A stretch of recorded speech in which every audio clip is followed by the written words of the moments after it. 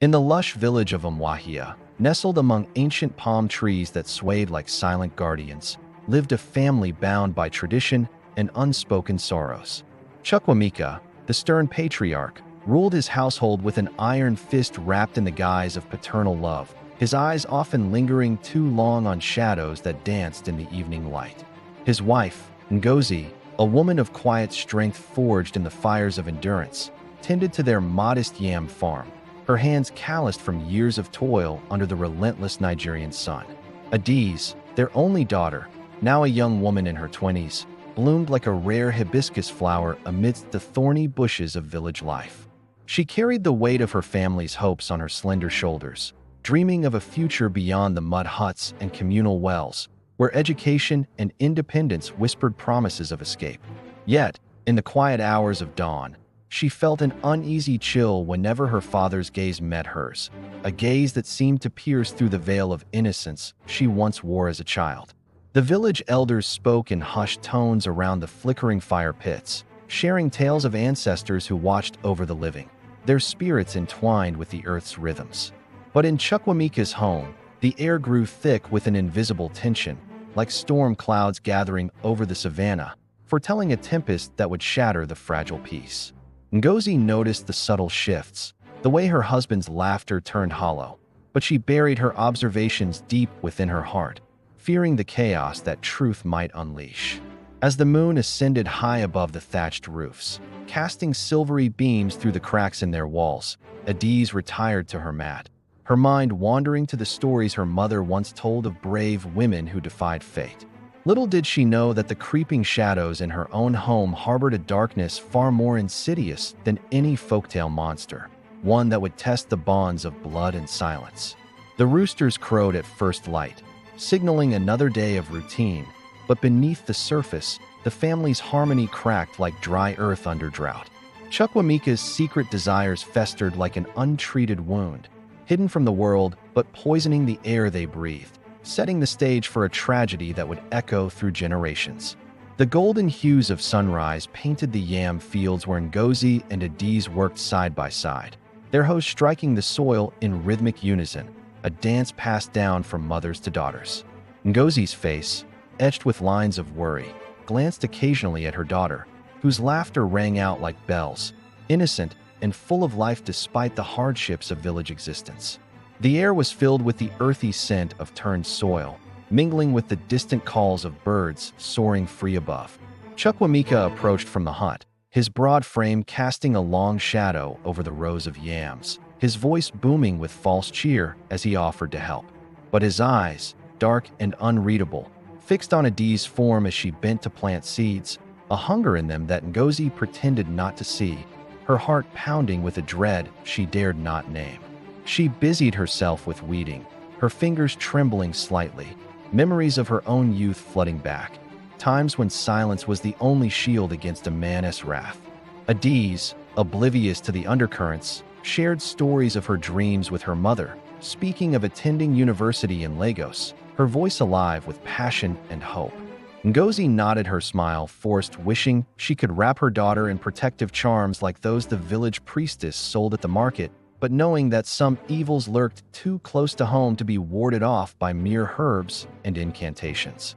As the sun climbed higher, heating the air to a sweltering embrace, Chukwuemeka lingered, his presence a heavy weight that stifled the joy of their labor. Ngozi felt a tear well up, quickly wiped away, as she recalled her wedding day vows. Promises of loyalty that now chained her tongue, preventing her from voicing the suspicions that gnawed at her soul like termites in wood. By midday, the family paused under a mango tree for a meager meal of fufu and soup, the silence between them thick and oppressive. Adaeze's bright eyes met her father's, and for a fleeting moment, she sensed something amiss, a flicker of unease that she dismissed as fatigue, unaware that the seeds of betrayal were already sown in the fertile ground of familial trust. In the cool evening breeze, the family gathered around the fire, the flames crackling like the voices of ancestors sharing ancient wisdom. Chukwuemeka recounted folk tales of heroes and villains, his deep voice weaving spells that captivated Adaeze, who sat cross-legged, her face illuminated by the glow, absorbing every word as if they were lifelines to her heritage. Ngozi stirred the pot of egusi soup, her ears attuned to the subtle inflections in her husband's tone, a possessiveness that chilled her blood. The stars emerged one by one like watchful eyes in the velvet sky as Adaeze asked questions about their lineage. Her curiosity a spark that ignited memories in Ngozi's mind, of a time when love was pure and untainted. But now, those memories soured, tainted by the growing distance between her and Chukwuemeka, a rift widened by secrets she sensed but could not confront, bound by cultural chains that valued harmony over truth. Chukwuemeka's hand brushed Adaeze as he passed her a piece of roasted yam, a touch that lingered too long, sending a shiver through Ngozi's spine. She averted her eyes, focusing on the fire's dance, her mind racing with prayers to the gods for protection, yet her lips remained sealed, the weight of societal expectations pressing down like a millstone. As the night deepened, Adaeze retired early, her dreams filled with visions of freedom, while Ngozi and Chukwuemeka sat in uneasy silence. A single tear escaped Ngozi's eye, tracing a path down her cheek, reflecting the firelight like a fallen star, symbolizing the unspoken grief that threatened to consume her from within. The ancestors, if they whispered, went unheard that night, their warnings lost in the wind as the family teetered on the brink of irreversible fracture, the creeping darkness inching closer with each passing hour. The vibrant market of Umuahia buzzed with life, vendors hawking wares from colorful stalls, the air thick with the aroma of spices and fried plantains. Adaeze accompanied her mother, Ngozi, weaving through the crowds, her basket filled with fresh okra and tomatoes, her spirit lifted by the chaos and camaraderie of fellow villagers. Ngozi haggled with a trader, her voice steady, but her mind wandered to the shadows at home, the unspoken fears that haunted her dreams. Chukwuemeka had stayed behind, claiming work in the fields, but Ngozi knew better. His absences were becoming excuses to brood alone, his demeanor shifting like the winds before a storm. Adaeze chatted animatedly with friends, her laughter a balm to Ngozi's aching heart. Yet each joyful sound reminded her of the innocence at stake, the purity that could be shattered in an instant. A wise old woman at the herb stall eyed Ngozi knowingly, offering a bundle of protective leaves, whispering of charms against evil spirits. Ngozi accepted them, her hands shaking, tears pricking her eyes as she imagined using them to safeguard her daughter. But the real evil wore a familiar face, one she had sworn to honor and obey. As they returned home under the afternoon sun, Adaeze skipped ahead, oblivious to her mother's heavy steps, the basket on Ngozi's head feeling like the burden of the world. A single drop of sweat mingled with a tear on her cheek, the salt of sorrow blending with the heat of helplessness. Dusk fell as they arrived, Chukwuemeka greeting them with a smile that didn't reach his eyes, his gaze once again lingering on Adaeze, planting seeds of dread in Ngozi's soul that would soon sprout into a nightmare. The moon hung low and heavy over Umuahia that night, its pale light slicing through the gaps in the thatched roof like silver knives, carving long, trembling shadows across the earthen floor of the family hut. Inside, the air felt thick, almost suffocating, carrying the faint scent of palm oil from the evening meal and the deeper, earthier smell of the clay walls that had witnessed generations of whispered secrets. Adaeze lay curled on her woven mat in the far corner, her wrapper pulled tight around her shoulders as though it could shield her from the invisible weight pressing down on the household. Her breathing was slow and even, the gentle rise and fall of a young woman who still believed the world outside her dreams was kind. Ngozi, only a few feet away on her own mat, kept her eyes wide open, staring up at the dark weave of palm fronds above her. Sleep refused to come. Instead, her mind replayed every small moment of the day, the way Chukwuemeka's hand had rested too long on Adaeze's shoulder when he passed her the calabash of water, the way his laughter had sounded forced and hollow when the girl told a light joke about market prices. Each memory felt like a stone being piled onto her chest, until breathing itself became an effort.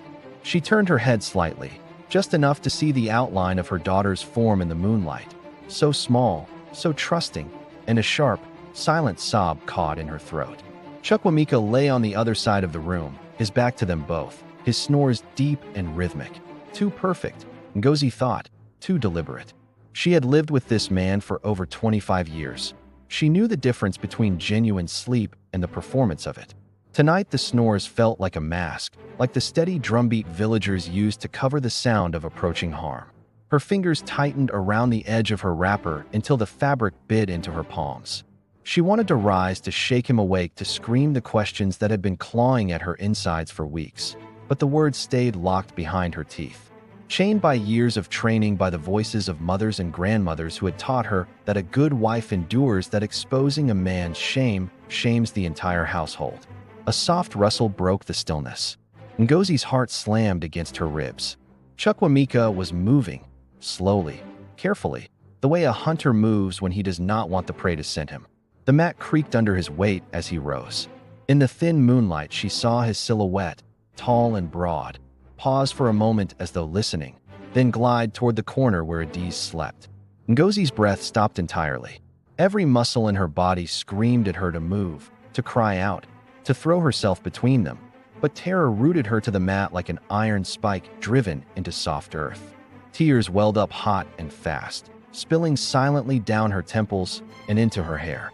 She squeezed her eyes shut, willing it to be imagination, willing the night to rewind itself, so she could have spoken earlier, so she could have protected what mattered most.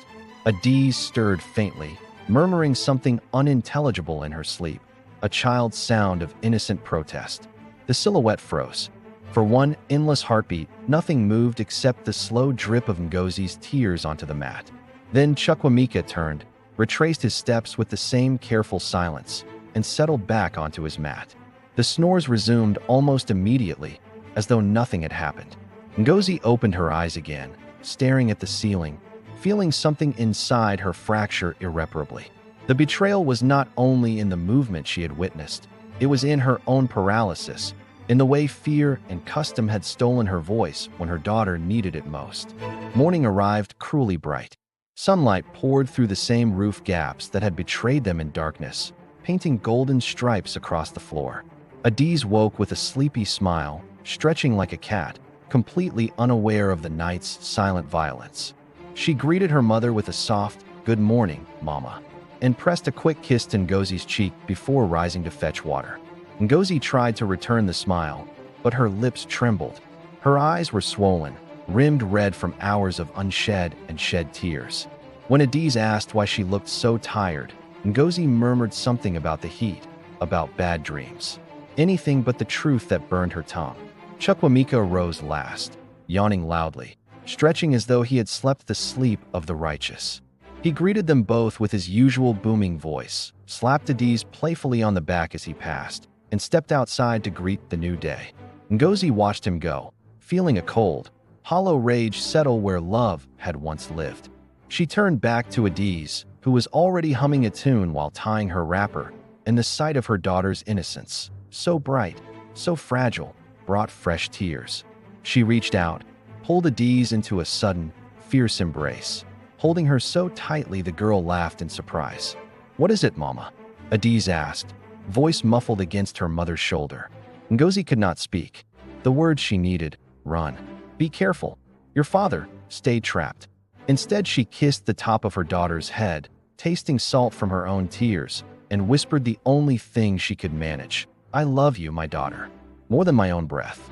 Adaeze hugged her back, puzzled but warmed by the intensity, then pulled away to begin the day's chores.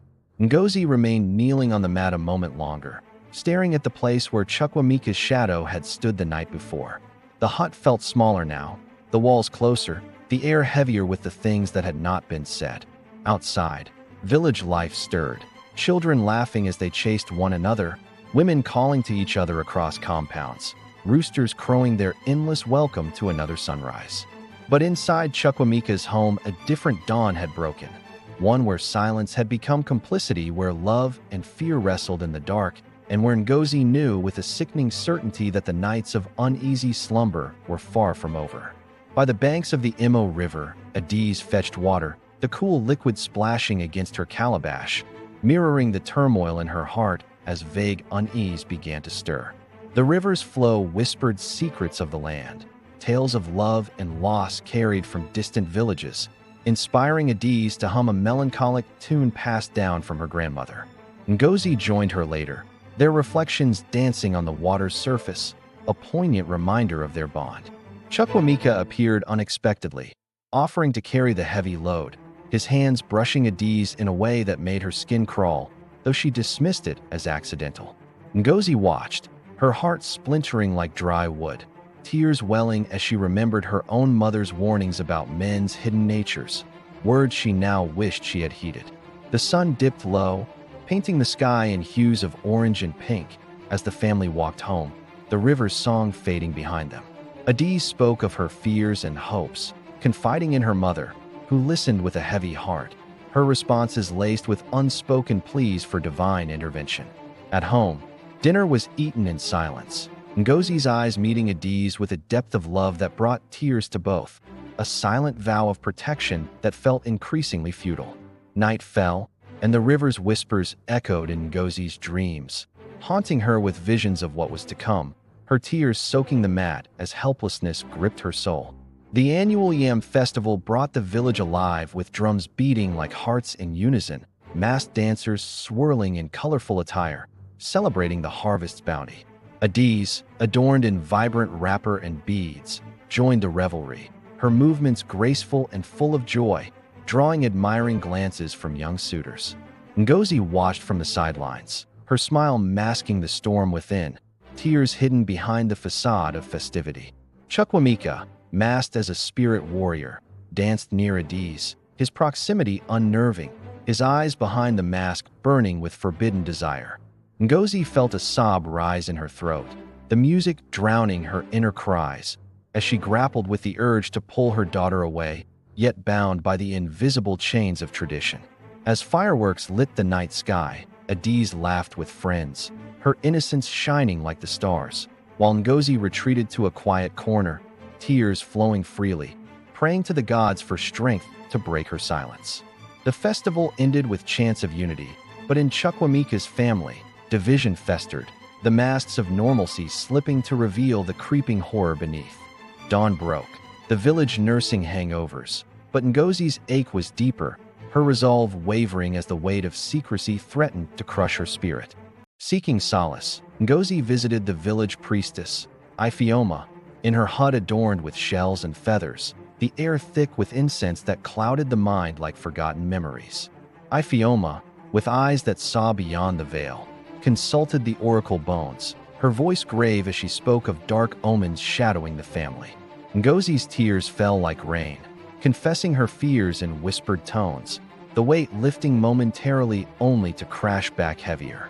The priestess warned of betrayal within bloodlines, urging Ngozi to speak out, but the fear of disgrace and ostracism silenced her pleas for guidance. Adaeze, unaware, played with children nearby, her laughter a stark contrast to her mother's despair. Returning home, Ngozi clutched protective amulets, her steps heavy, tears blurring her vision as Chukwuemeka's figure loomed in the distance. That night, the oracle's words haunted her, tears soaking her pillow as she watched over Adaeze, the silence deafening in its accusation. The family awoke to routine, but the oracle's shadow lingered, foretelling a tragedy that Ngozi felt powerless to avert. Days blended into weeks, the rainy season arriving with torrents that mirrored Ngozi's inner turmoil, flooding the fields and her eyes with unshed tears. Chukwuemeka's attentions toward Adaeze became bolder, compliments laced with innuendo that Ngozi overheard, her heart breaking anew each time. Adaeze, sensing discomfort, confided in her mother, who offered vague reassurances, her voice cracking with emotion. In the pouring rain, Adaeze sought shelter under a tree, Chukwuemeka joining her, his words twisting like vines around her resolve. Ngozi watched from afar, rain mingling with tears, her silence a betrayal she loathed. Evening brought a fragile peace, but Ngozi's dreams were nightmares of loss, waking with sobs that she stifled for fear of waking the household. Adaeze's trust in her father waned, her eyes meeting Ngozi's in silent question, bringing fresh tears to both. The rain ceased, but the flood of sorrow in Ngozi's heart persisted, the creeping darkness inching ever closer. The sky over Umuahia that night was bruised purple, swollen with storm clouds that rolled in from the Atlantic like an angry ancestor returning to judge the living. Thunder growled low and distant at first, Then closer, each rumble shaking the thin walls of the family hut until the palm frond roof rattled like dry bones. Lightning flashed once, twice, illuminating the small space in stark white bursts. Chukwuemeka's broad back, Ngozi's rigid form on her mat, Adaeze curled tightly in the far corner, one arm thrown protectively over her face even in sleep. Inside, the air was thick and close, heavy with the smell of coming rain and the lingering smoke of the cooking fire that had died hours earlier. Ngozi lay awake as she had every night for weeks, eyes burning, heart hammering against her ribs. She had learned to recognize the precise rhythm of her husband's breathing when he was pretending to sleep. The slight hitch, the too regular cadence that never quite settled into the loose abandon of true rest. Tonight that rhythm faltered. She heard it, the soft scrape of skin against woven mat, the careful shift of weight, the pause that lasted too long. She did not dare turn her head. Turning would make it real. Lightning flashed again. In that split second of cold brilliance, Ngozi saw him. Chukwuemeka, already on his feet, moving with the slow, deliberate stealth of a man who has rehearsed this moment in darkness many times. His shadow stretched long and monstrous across the floor, reaching toward the corner where Adaeze slept, innocent and unaware. Ngozi's mouth opened in a silent scream that never left her throat. Her hands clawed at the wrapper covering her chest, bunching the fabric until her knuckles ached, but her legs refused to obey. They felt carved from wood, nailed to the earth by decades of teachings. A woman does not raise her voice against her husband. A woman preserves the name of the family. A woman endures. A low roll of thunder covered the first small sound Adaeze made, a soft, startled breath as her father's hand found her shoulder. Ngozi squeezed her eyes shut so tightly that colors exploded behind her lids. Tears leaked from the corners, hot and relentless, soaking into the mat beneath her head. She wanted to shout, to hurl herself across the room, to claw at Chukwuemeka's face until he bled, but the terror was larger than her body, a black tide that drowned every impulse toward action. She heard the rustle of cloth being pushed aside, heard Adaeze's small whimper of confusion turning into a choked gasp of fear, heard the storm swallow the rest. The lightning came again, merciless. In its glare, Ngozi saw fragments, Adaeze's wide, disbelieving eyes reflecting white fire. Chukwuemeka's face half turned away as though even he could not bear to witness himself fully, the girl's hands pushing weakly against a chest too heavy to move. Then darkness rushed back in, and all that remained was sound. Muffled, terrible sound, and Ngozi's own ragged breathing as she bit her lip until she tasted blood. It did not last long in measured time. In the heart of the one who witnessed it, it lasted forever. When it was over, Chukwuemeka returned to his mat with the same careful steps. He settled down, exhaled once, a long, shuddering breath, and within moments the fake snores began again, steady as a metronome. Ngozi remained where she was, curled into a fetal position, arms wrapped around herself, as though she could hold her own breaking heart together. Tears poured freely now, silent rivers that traced every line of her face and pooled in the hollow of her collarbone. She did not sob aloud. To sob aloud would be to admit the truth to the night, to the ancestors, to the sleeping girl whose world had just been torn open. Across the room, Adaeze lay very still. At first, Ngozi thought her daughter had fainted from shock. Then she heard it, the smallest, most broken sound. A single, shuddering inhale, followed by the quiet, wet click of tears being swallowed. Adaeze was awake. Adaeze knew. And Adaeze, too, was choosing silence, whether from shock, shame, or the same iron chains of custom that bound her mother. Ngozi's chest heaved once, twice. She wanted to crawl to her daughter, to wrap her in her arms, to whisper, "I am sorry, I am sorry, I am sorry," until the words lost meaning. But moving would shatter the fragile fiction that nothing had happened. So she stayed where she was, weeping without sound, while the storm outside finally broke. Rain hammered the roof like fists. Wind tore at the banana leaves beyond the compound wall. Thunder rolled and rolled until it sounded like laughter. Cruel, endless laughter from gods who had seen everything and done nothing. Morning arrived in cruel increments. First the gray light that turned everything the color of ash. Then the gradual lessening of the downpour until only drips remained, plinking from the eaves like slow, deliberate accusations. Adaeze rose before either of her parents stirred. She moved like someone sleepwalking, eyes glassy, movements mechanical. She did not look at Chukwuemeka when he finally sat up, stretching and yawning as though the night had been ordinary. She did not look at Ngozi either. She simply tied her wrapper with shaking fingers, picked up the calabash, and slipped outside to fetch water from the stream. Ngozi watched her daughter's back disappear through the low doorway and felt something vital inside herself tear away and fall into darkness.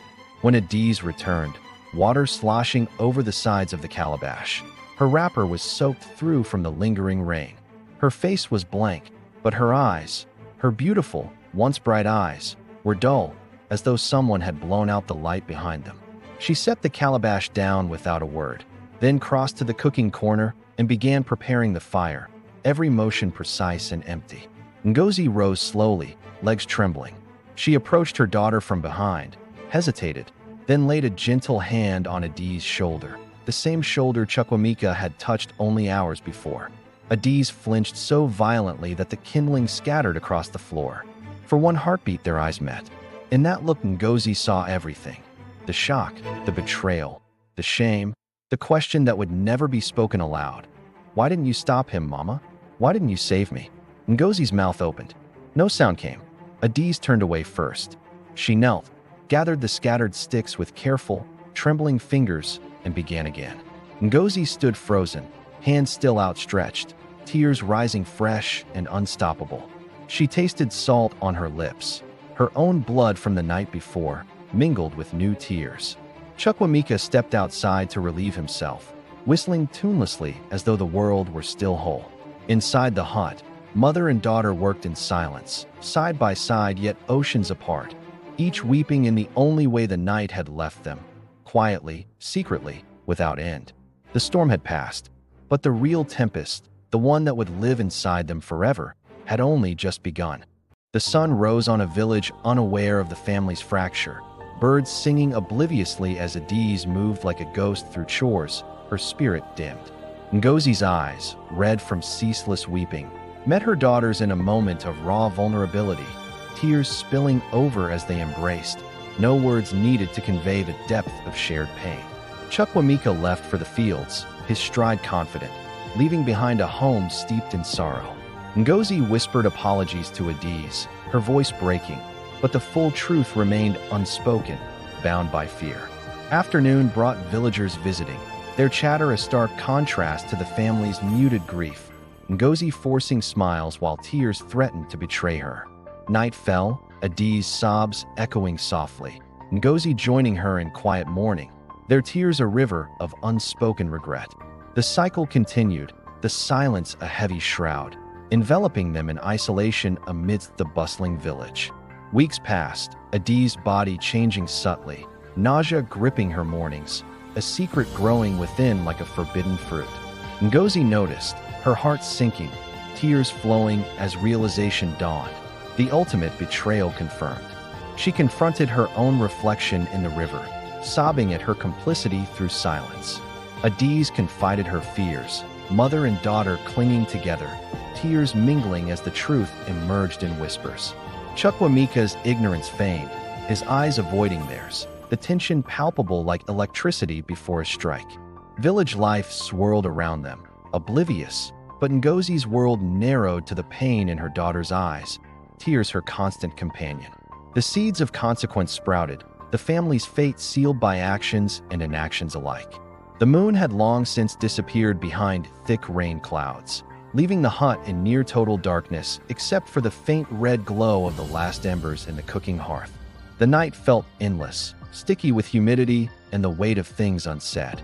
Ngozi sat upright on her mat, knees drawn to her chest, arms wrapped tightly around her shins as though she could physically hold herself together. Her wrapper was damp with sweat and tears. She had stopped bothering to wipe her face hours ago. The salt had dried in streaks down her cheeks and neck, leaving pale tracks that itched in the heat. Across the room Adaeze slept, or at least pretended to. Her breathing was shallow, uneven, the kind of breathing that comes after long crying when the body has no more tears left to give.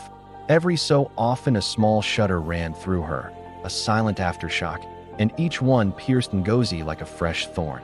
She could not look away from her daughter's curled form. In the dimness, Adaeze looked impossibly small again, the way she had looked at 5 years old, when fever had kept her burning and shivering for 3 days straight. Back then, Ngozi had known exactly what to do. Cool cloths, herbal teas, whispered prayers, endless holding. Now the sickness was invisible, deeper than skin or bone, and every remedy she knew felt useless. Chukwuemeka lay on his mat nearest the door, turned away from them both. His snores were absent tonight. Instead, there was only silence from his corner. Thick, deliberate silence that felt louder than any sound he could have made. Ngozi wondered if he was awake too, lying there with his eyes open, staring into the same darkness that swallowed them all. She wondered if guilt kept him from sleeping, or if he had already found a way to bury what he had done so deep it no longer troubled him. The thought made bile rise in her throat. She rocked forward slightly, pressing her forehead to her knees. A low, keening sound escaped her, barely audible, more animal than human. It was the first noise she had allowed herself since the storm night. The sound frightened her. It felt like something breaking open inside her chest, something that had been locked away for so many years it had grown sharp edges. She clamped her lips shut, terrified the sound would wake Adaeze, terrified it would reach Chukwuemeka and force a confrontation she was still too broken to survive. But the keening came again, louder this time, rising from somewhere below her ribs. Her shoulders began to shake. Tears, fresh, hot, furious, spilled over her lashes and dripped onto the mat in heavy drops. She thought of all the moments she could have spoken. The first time she noticed his eyes lingering too long. The night he rose from his mat and crossed the room, then returned. The morning Adaeze came back from the stream with red-rimmed eyes and said nothing. Every single day since, when the silence between mother and daughter grew heavier than yam sacks. She had chosen silence each time, not out of cowardice alone, but out of something more insidious. The belief, drilled into her since girlhood, that a woman's duty was to preserve peace, to keep the roof from falling, to make sure the family name remained clean even when the heart inside it was rotting. She had told herself that speaking would destroy everything. The marriage, the home, Adaeze's chance at a respectable future, the fragile respect the village still granted them. Better to endure in secret, she had reasoned. Better to swallow the poison herself than let it spill and burn everyone. Now she understood the terrible arithmetic of that choice. She had preserved nothing. The roof was already falling. It had fallen the night of the storm. All she had done was stand beneath it and let the beams crush her daughter while she watched. A sob tore out of her, raw, ugly, impossible to stifle. She pressed both hands over her mouth, but the sound kept coming, muffled and desperate. Her whole body rocked with it. She slid forward onto her knees, forehead touching the cool earthen floor, palms flat against the dirt as though she could beg the ancestors themselves for forgiveness. Chukwuemeka, the name slipped out, barely a whisper, cracked and bleeding. She said it again, louder, though her voice trembled so badly it hardly carried. Chukwuemeka. He did not stir. Either he was truly asleep, or he had decided that pretending was safer than facing her. Ngozi lifted her head. Tears streamed unchecked now, dripping from her chin onto the floor. She stared at his still form, at the broad shoulders that had once made her feel safe, at the man who had sworn before the elders and the gods to protect the family he had been given. "You broke her," she whispered into the darkness. "You broke my child, and I let you." The words hung in the air like smoke. Saying them aloud felt like stepping off a cliff. She waited for the fall, for the rage, for the explosion that would tear the hut apart. But nothing came. Only more silence. Only the soft, uneven breathing of her daughter and the slow drip of rain starting again outside. She crawled across the floor on hands and knees until she reached Adaeze's mat. Very gently, so gently she barely disturbed the air, she lay down beside her daughter, curling her body around the girls like a protective shell. Adaeze stirred, half waking, and instinctively turned toward the warmth. Her head found Ngozi's chest. Small hands clutched at her wrapper. A fresh sob rose in Ngozi's throat, but this one was softer, less jagged. "I'm sorry," Ngozi breathed against Adaeze's hair. "I'm so sorry, my baby. I should have spoken. I should have fought. I failed you." Adaeze did not answer. Perhaps she was still asleep. Perhaps she heard and chose silence again, the same silence Ngozi had taught her by example. Either way, she stayed pressed close, small tremors running through her frame. Ngozi held her tighter, rocking slowly, the way she had when Adaeze was a colicky infant. Tears soaked the girl's hair, but Ngozi did not wipe them away. Let them fall. Let them mark this moment. Let them be proof that something inside her had finally cracked wide open. Outside, the rain strengthened, drumming steadily on the roof. Inside, Ngozi wept without restraint for the first time in years, great, heaving sobs that shook them both. She wept for Adaeze's stolen girlhood, for her own paralyzed tongue, for the husband who had become a stranger, for the family that had once laughed easily around the evening fire and might never laugh that way again. She wept until her throat was raw and her eyes burned, and there was nothing left inside her but exhaustion and a strange, hollow clarity. When the sobs finally subsided, Ngozi pressed her lips to Adaeze's forehead and whispered the only vow she still had strength to make. I will not be silent forever. I swear it on my life. One day I will speak, and if the world burns because of it, then let it burn. The rain continued to fall. The night stretched on, but something small and dangerous had shifted inside Ngozi's chest. Not hope, not yet, but the very first ember of fury, bright enough to see by in the dark. Whispers spread like wildfire through Umuahia, villagers noticing Adaeze's withdrawal, speculating on her pallor. Ngozi overheard at the market, tears stinging as shame washed over her, the weight of secrecy unbearable. Adaeze stayed home, her world shrinking, tears her solace as the child within grew. Chukwuemeka dismissed the rumors, his anger flaring, but Ngozi's silence fueled his boldness. A neighbor's concerned visit brought awkward questions, Ngozi deflecting with lies, tears hidden behind a veil of composure. Night brought reflection, Ngozi's tears a testament to the crumbling facade, the truth inching toward revelation. The dry season had returned to Umuahia with a vengeance. The sun rose each morning like a brass gong struck hard, turning the air into a shimmering furnace by mid-morning. Dust coated everything, leaves, roofs, skin, until the world looked powdered and ancient.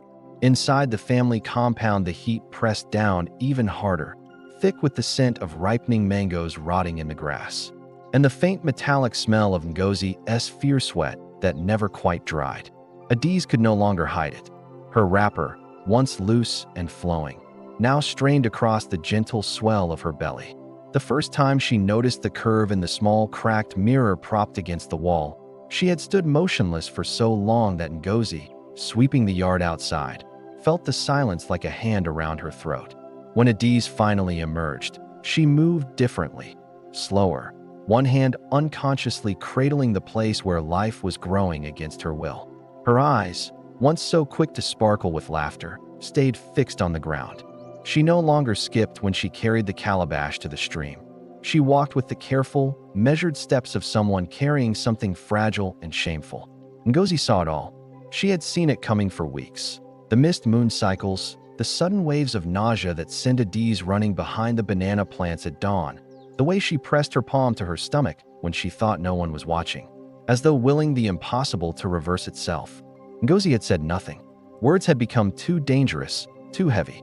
But silence could not stop time, and time had brought the truth into the open air where it could no longer be ignored.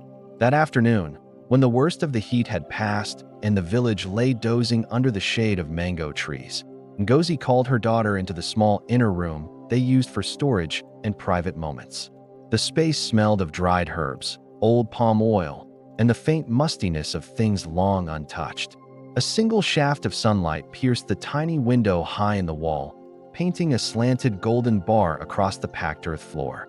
Sit, Ngozi said quietly. Adaeze obeyed without meeting her mother's eyes. She lowered herself onto the low stool with a small involuntary wince, one hand supporting her lower back. The movement was so ordinary, so much like every pregnant woman Ngozi had ever known, her own mother, her sisters, her friends, and yet it felt obscene here, in this house, under this roof. Ngozi knelt in front of her daughter. Very slowly, as though handling something made of the thinnest glass, she reached out and placed both palms on either side of the small, firm mound beneath Adaeze's wrapper. She felt it immediately. The warmth, the faint pulse of life, the stubborn miracle that refused to vanish no matter how much shame tried to smother it. Adaeze's breath hitched. Ngozi looked up. Tears were already streaming down Adaeze's face, silent and steady, carving clean tracks through the dust on her cheeks. She did not sob. She simply leaked, slowly, endlessly, like a cracked clay pot that could no longer hold water. "Mama." The word came out small, cracked, childlike. Ngozi's own tears rose so fast they blurred everything. She pressed her forehead to the swell of her daughter's belly, feeling the heat of new life against her skin, and let the first sob tear through her. It was not quiet. It was deep, guttural, the sound of something long buried finally breaking the surface. "I'm sorry," Ngozi choked. "I'm so sorry, my baby. I knew and I said nothing. I let this happen to you." Adaeze's hands came down, hesitant at first, then desperate. She clutched her mother's head, fingers tangling in the faded scarf, pulling Ngozi closer until their foreheads touched over the curve that joined them in this terrible, unbreakable bond. "I didn't want this," Adaeze whispered. "I didn't ask for this. Why did he do this to me, Mama? Why didn't you stop him?" The questions hung between them like smoke, impossible to wave away. Ngozi lifted her head just enough to look into her daughter's eyes. They were red-rimmed, swollen, drowning. Ngozi had no answers that would not wound them both further, so she gave the only truth she still possessed. "I was afraid," she said, voice raw. "I was afraid of him. Afraid of the village. Afraid of what people would say if our name was dragged through the dust. I thought if I stayed quiet, if I endured, it would pass. I thought I was protecting us." She laughed once, a short, bitter sound that turned into another sob. "I protected nothing. I only made it worse. And now you carry his sin inside you, and I cannot undo it." Adaeze closed her eyes. Fresh tears slipped beneath the lids and fell onto Ngozi's hands. "I feel it moves sometimes," she whispered. "At night, when everything is quiet. It kicks. It's alive. And every time it moves, I remember that night, and I hate it. And then I hate myself for hating it, because it didn't ask to be here either." Ngozi wrapped her arms around Adaeze's waist, pressing her cheek to the swell, listening as though she could hear the tiny heart beating beneath skin and muscle and grief. "Then we will love it together," she said, voice trembling but certain for the first time in months. "We will love this child together, not because of where it came from, but because it is here, because it is innocent, because it is ours." Adaeze opened her eyes. For a long moment, mother and daughter simply looked at each other, two women staring across the wreckage of what had once been a simple, hopeful life. Outside, the afternoon wind stirred the dry leaves, sending them skittering across the compound like small, restless ghosts. Somewhere in the distance, a child laughed, high and carefree. Inside the dim room, two women clung to each other, weeping without restraint, while the child they had not chosen but could not reject kicked softly between them. A small, insistent reminder that life, even when born from violence, refuses to stop. Chukwuemeka was still in the fields. He would return at dusk, smelling of yam earth and sweat, expecting dinner and silence as always. But something had shifted in the shadowed room that afternoon. The secret was no longer buried. It breathed. It had a heartbeat. And Ngozi, holding her daughter and the life they would now raise together, felt the first faint stirrings of a fury so deep and so old it felt like it belonged to the ancestors themselves. She would not be silent forever. Not anymore. Adaeze withdrew further, avoiding the village paths, her tears shed in solitude under the palm trees. Ngozi joined her, their shared silence punctuated by sobs, the mother's guilt a constant ache. Chukwuemeka's absences increased, his shame manifesting as anger, the home a battleground of emotions. Friends reached out, but Adaeze's rejections brought tears to all, the isolation deepening. Night vigils became routine, mother and daughter clinging to each other, tears bonding them in tragedy. The community buzzed, but the family's walls rose higher, enclosing their sorrow. Adaeze mourned her lost dreams of university, tears flowing as she gazed at distant horizons, the child a chain binding her to the village. Ngozi shared stories of her own unfulfilled aspirations, sobbing in empathy, their hopes intertwined in loss. Chukwuemeka offered hollow promises, his words ringing false, tears absent from his eyes. Village women offered advice, but Ngozi deflected, her tears private expressions of despair. Adaeze's spirit flickered, tears her outlet for the rage and sorrow boiling within. The shattered dreams lingered, a poignant reminder of what could have been, emotions swirling like a storm. Ngozi vowed internally to protect the unborn child, tears sealing her resolve, her silence a strategic armor. Adaeze sensed her mother's strength, their tears a language of love and forgiveness. Chukwuemeka's guilt surfaced in fits of temper, the home tense with unspoken accusations. The priestess visited, offering blessings, Ngozi's tears hidden as she accepted. Night brought prayers, tears wetting the earth as Ngozi beseeched the ancestors for mercy.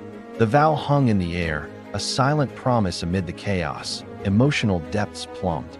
The child's kicks brought mixed emotions, Adaeze's tears of wonder mingled with sorrow, the life within a paradox. Ngozi felt the movements, sobbing at the innocence conceived in darkness. Chukwuemeka avoided touch, his distance a confession, tears absent but regret evident. Village celebrations continued, the family's absence noted, Ngozi's excuses laced with emotion. Adaeze named the child in her mind, tears flowing at the future's uncertainty. Life burgeoned, but trust lay dead, the emotional toll mounting with each day. Tension peaked one evening, Ngozi's eyes accusing Chukwuemeka, but words failed her, tears speaking instead. Adaeze intervened, her voice breaking, the family teetering on collapse. Chukwuemeka stormed out, his anger a shield, leaving mother and daughter in tears. Neighbors heard the echoes, concern growing, but Ngozi maintained silence. Night mended nothing, tears the only balm for wounded hearts. Avoidance became habit, emotions simmering beneath the surface, ready to erupt. The village midwife, Adaeze, examined Adaeze, her eyes wise and compassionate, sensing the unspoken truth. Ngozi stood by, tears welling as Adaeze offered gentle words, the secret nearly spilling. Adaeze's vulnerability brought sobs, the midwife comforting with herbs and hugs. Chukwuemeka waited outside, his presence unwelcome, emotions raw. Adaeze's departure left advice, Ngozi's tears gratitude for the empathy. The gaze lingered in memory, a crack in the silence, emotional barriers weakening. Heavy rains returned, washing the land, mirroring the tears shed in the hut. Adaeze watched the downpour, her hand on her belly, sobbing at the life's twists. Ngozi joined, their tears blending with rain, regrets voiced in whispers. Chukwuemeka sheltered elsewhere, his isolation self-imposed, regret gnawing. The storm passed, leaving clarity, emotions renewed in sorrow. Renewal beckoned, but regret anchored them, the path forward uncertain. In dreams, ancestors appeared to Ngozi, their faces stern, urging truth, tears waking her. Adaeze shared similar visions, sobbing in fear and hope. Chukwuemeka tossed restlessly, haunted perhaps, but silent. Morning discussions brought tears, the dreams a catalyst for change. Village lore reinforced the messages, Ngozi's resolve strengthening amid emotion. Dreams guided, emotions stirred, the ancestral call echoing. Adaeze found inner strength, declaring her intent to raise the child strong, tears of determination flowing. Ngozi admired, sobbing in pride, their bond unbreakable. Chukwuemeka overheard, his face ashen, emotions conflicted. Village support trickled in, tears of gratitude from Adaeze. Defiance rose, emotions fueling resilience. The spirit shone, a beacon in darkness, tears transforming to power. Shame began to lift as Adaeze embraced her fate, tears fewer, hope glimmering. Ngozi supported, her own tears turning to smiles occasionally. Chukwuemeka's shame deepened, his actions weighing heavy. Community whispers softened, empathy emerging.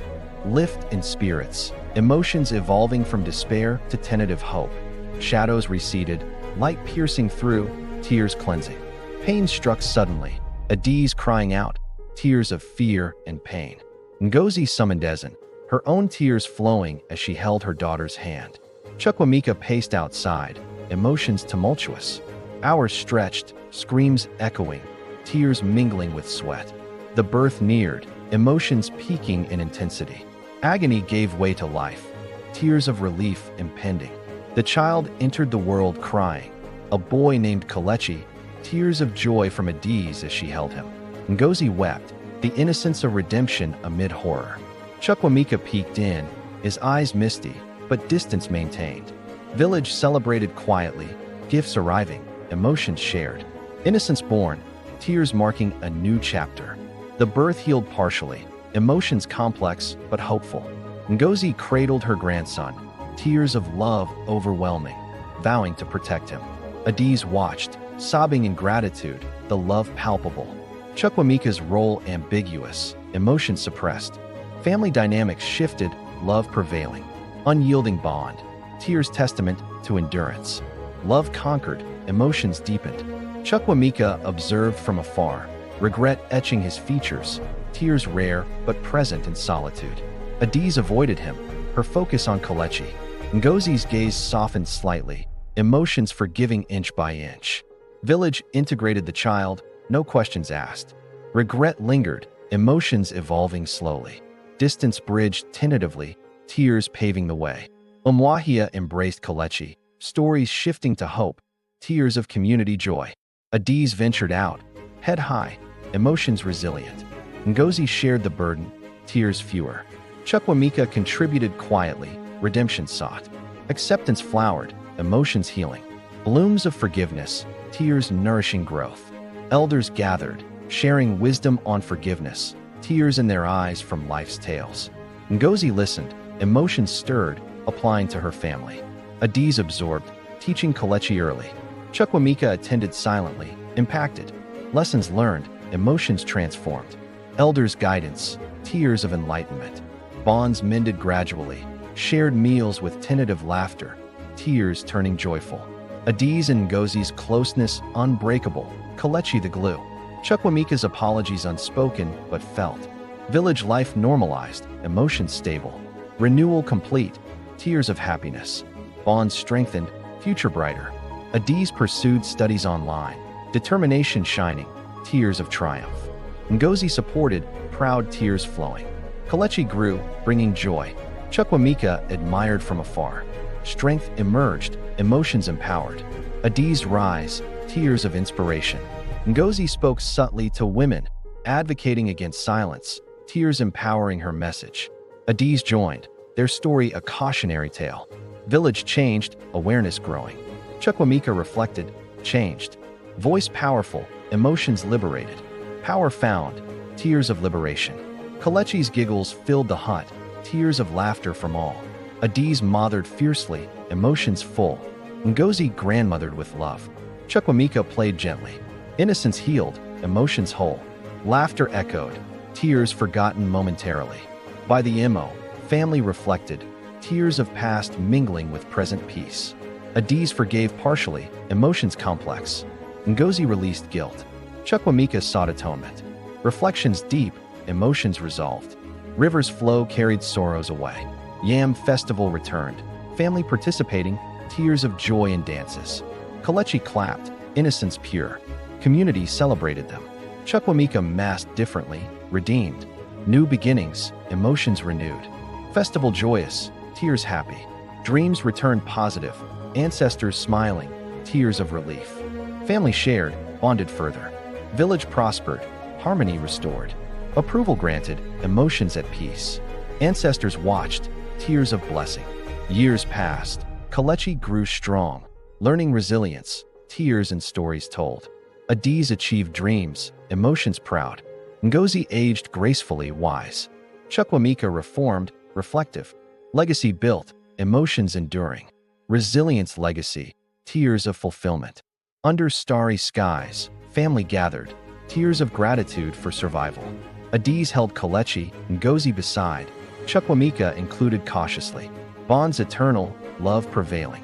Village slept, but their story lived. Stars witnessed, emotions immortal. Bonds unbreakable, tears the seal of their saga. Please subscribe, share, like, and comment for more videos.